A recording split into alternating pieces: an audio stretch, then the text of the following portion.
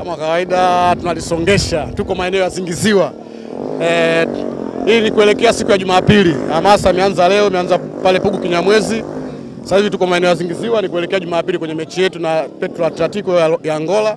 Kwa tunawaambia tu wana Simba popote walipo, ndani ya Dar es Salaam, nje ya Dar es Salaam, ni jukumu letu kwenda kujaza uwanja wa Benjamin Mkapa ili kwenda kuangamiza Petro Atletico, kwa sababu sisi ndo wakali wa hizo kazi.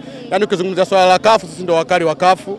Kwa tunawaambia tu mashabiki popote walipo, tuende tukaisupport timu yetu Simba Sports, kwa sababu sisi ndo timu pekee ambayo tunaweza kuitetea bendera ya Jamhuri ya Muungano wa Tanzania. Hakuna timu nyingine. Yeah. Kwa namna ambavyo hamasa imeanza, msafara umeanzia Buguruni, kwa maeneo yote ambayo tumepita mpaka hapa ambapo tupo Zingizini, unaonaje mwitikio wa mashabiki? Mwitikio ni mkubwa na bado na safari bado inaendelea, tunaelekea maeneo ya Chamanzi huko. Kwa na imani kwamba kwanza tumeanza Buguruni, tumekuja Buguruni hapa wanaita sijui Kinyamwezi. Sasa hivi tuko Zingiziwa Chanika huko. Mwitikio ni mkubwa, watu wamejaa, full house tunasema wenyewe. Yaani kwa Mkapa tunasema full house.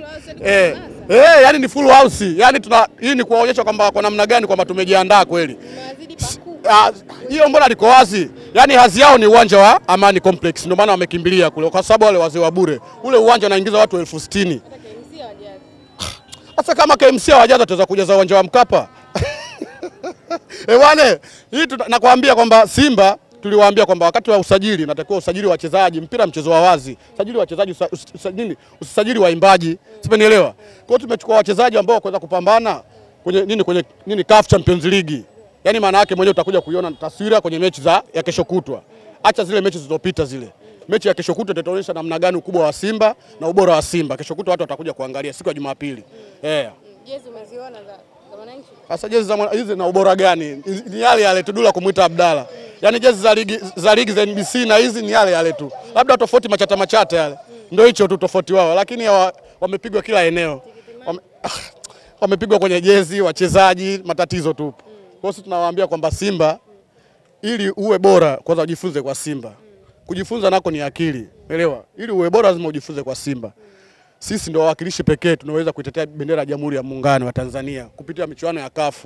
Wengine wanaiga tu. Sisi hatutaki propaganda. Kwenye mpira unahitaji propaganda, mpira unahitaji vitendo. Sajili wachezaji wenye viwango.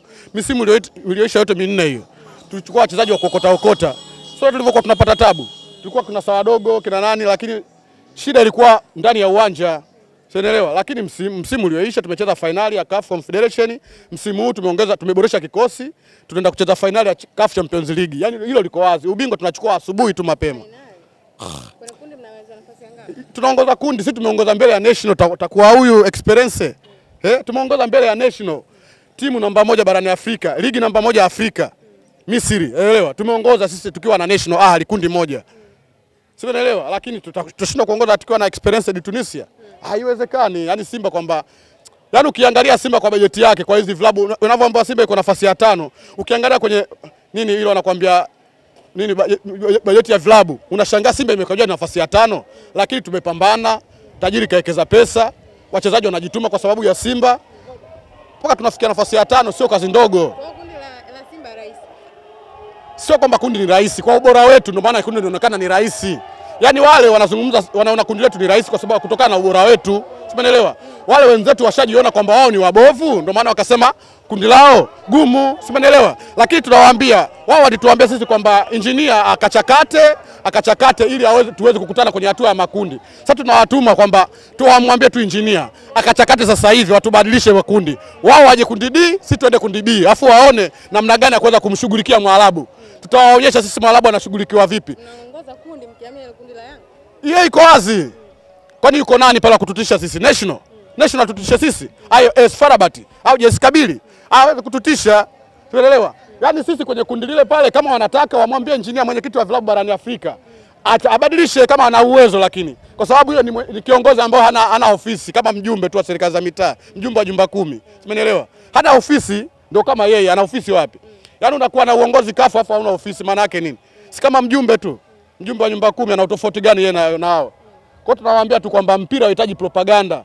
Elewa, wametuletea propaganda nyingi, lakini mwisho wa siku wanakuja kudhalilika wao.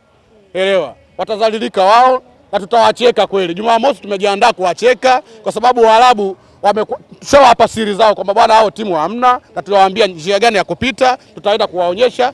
Jumamosi mimi nitakuwa Zanzibar kwenda kuongeza ubaya ubwela kidogo pale. Kwenda kuongeza ubaya ubwela kidogo, alafu baada ya hapo alfajiri mapema.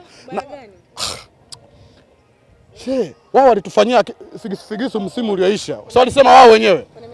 Ya finali sio walizungumza wenyewe. Arafati alizungumza mwenyewe kwamba wana kazi maalum. Na sisi tunawaambia Jumamosi tuna shughuli maalum ya kuweza kuhakikisha kwamba Yanga African Modern Taarab anakufa Jumamosi na AS Farabati. Hilo liko wazi.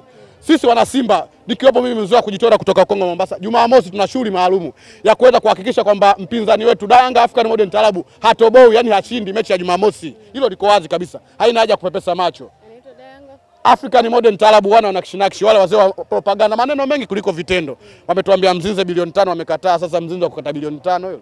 Yaani leo hii National Ahli wamenunua striker kwa bilioni 2.5 alafu ukata bilioni 5 kwa Mzinze. Kwa kiwango gani? Yule muuza mitumba? Wasituletee mpira na nini, wasituletee mambo ya ajabu kwenye football bwana.